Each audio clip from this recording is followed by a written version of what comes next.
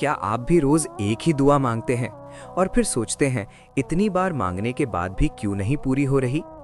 अगर हाँ, तो ये वीडियो आपके लिए है, क्योंकि आज हम एक बहुत बड़ा सच जानेंगे जो आपकी सोच बदल देगा। कई लोग कहते हैं बार बार एक ही दुआ मांगना ठीक नहीं। कुछ लोग कहते हैं एक बार मांग लो फिर छोड़ दो। लेकिन क्या ये बात सच है? इस्लाम हमें सिखाता है कि दुआ इबादत है और नबी सल्लल्लाहु अलैहि वसल्लम ने फरमाया दुआ ही इबादत है। तो अगर दुआ इबादत है तो क्या इबादत बार बार नहीं की जाती? हम नमाज रोज पढ़ते हैं, रोज रोज अल्लाह को याद करते हैं, तो फिर दुआ बार बार क्यों नहीं? अगर नमाज बार बार हो सकती है तो दुआ भी रिपीट हो सकती है। असल में जब इंसान बार बार दुआ करता है तो वो मजबूरी में नहीं बल्कि दिल से टूटकर पूरी उम्मीद के साथ मांग रहा होता है। नबी करीम ने फरमाया अल्लाह बंदे की दुआ कबूल करता है जब तक वो जल्दबाजी न करे। यानी रुक जाना गलत है, मांगते रहना सही है। जल्दबाजी क्या है? ये कहना मैंने दुआ की लेकिन कबूल नहीं हुई, यही सबसे बड़ी गलती है। सच्चाई ये है अल्लाह कभी भी दुआ को रिजेक्ट नहीं करता। या तो तुरंत दे देता है, या देर से देता है, या उससे बेहतर देता है। कभी कभी आप जिस चीज के लिए दुआ कर रहे होते हो वो आपके लिए सही नहीं होती, लेकिन अल्लाह आपसे ज्यादा जानता है। सोचो, एक बच्चा अपनी माँ से बार बार कुछ मांगता है तो माँ नाराज नहीं होती बल्कि और प्यार करती है। तो फिर अल्लाह जो सबसे ज्यादा रहम करने वाला है वो क्यों नाराज होगा? असल में अल्लाह चाहता है कि आप उससे जुड़े रहो, इसलिए वो आपको दुआ करने देता है, आपको अपने सामने झुकाता है।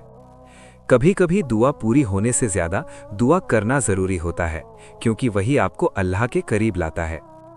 तो अगर आपकी दुआ अभी तक पूरी नहीं हुई तो ये मत समझो कि वो रिजेक्ट हो गई।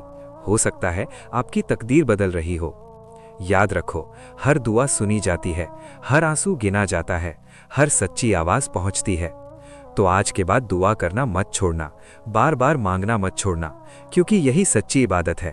और शायद आपकी वही बार बार की गई दुआ एक दिन आपकी पूरी जिंदगी बदल दे। लेकिन सवाल यह है कि वो इंतजार क्यों करवा रहा है? क्या वो हमारी तड़प देखना चाहता है? हाँ, क्योंकि उस इंतजार में ही तो सब्र पैदा होता है। और कुरान कहता है अल्लाह सब्र करने वालों के साथ है। सोचिए, अगर हर दुआ फौरन कबूल हो जाती तो क्या हम कभी इतने करीब आते? कई बार अल्लाह हमें वो चीज़ नहीं देता जो हम मांग रहे होते हैं, बल्कि वो हमें रुजू करने की तौफीक देता है। रात के अंधेरे में उठना, मुसल्ले पर बैठना और उससे बातें करना, ये उस चीज़ से कहीं ज़्यादा कीमती है जो आप मांग रहे हो, क्योंकि वो चीज़ फ़ानी यानी ख़त्म होने वाली है, लेकिन ये रिश्ता हमेशा रहने वाला है।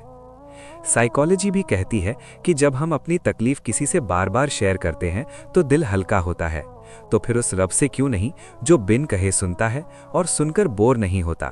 दुनिया वाले एक ही बात सुनकर थक जाते हैं, लेकिन अल्लाह कहता है मांगो और मांगो, मुझसे मांगना तुम्हें मेरे और करीब लाता है। एक और बात याद रखिए, हम वो मांगते हैं जो हमें अच्छा लगता है, लेकिन अल्लाह वो देता है जो हमारे लिए बेहतर होता है। हो सकता है आप जिस खुशी के लिए रो रहे हो वही आगे चलकर आपकी तबाही का सबब बनने वाली हो, और अल्लाह ने उसे रोककर आप पर एहसान किया हो। दुआ के तीन ही नतीजे होते हैं, या तो वो दुनिया में मिल जाती है, या उसके बदले कोई बड़ी मुसीबत टल जाती है, या फिर उसे आखिरत के लिए जमा कर दिया जाता है। और यकीन मानिए, जब कयामत के दिन आप अपनी उन दुआओं का अज्र यानी इनाम देखेंगे जो दुनिया में पूरी नहीं हुई थी, तो आप कहेंगे कि काश मेरी कोई भी दुआ दुनिया में पूरी ना हुई होती। इसलिए अपने आंसुओं को कमजोरी मत समझो, ये आंसू गवाह हैं कि आपका यकीन जिंदा है। ये बार बार मांगना गवाह है कि आपने उसके दर के सिवा सारे दर छोड़ दिए हैं। आपका काम है दस्तक देना और उसका काम है दरवाज़ा खोलना। और याद रखना, वो दरवाज़ा कभी बंद नहीं होता। बस एक कुन की देरी है, जब वो कह देगा हो जा तो सारी रुकावटें राख बन जाएंगी। आपकी कोशिश मांगना है, उसका वादा देना है, और अल्लाह कभी वादा खिलाफी नहीं करता। तो आज फिर से वही दुआ मांगिए, उसी तड़प के साथ, उसी उम्मीद के साथ। क्या पता आज की रात ही वो रात हो जब आपकी बरसों की खामोशी कबूलियत में बदल जाए। अगर आपको वीडियो अच्छी लगी हो तो हमारे चैनल इल्मे कलीम को सब्सक्राइब ज़रूर करें।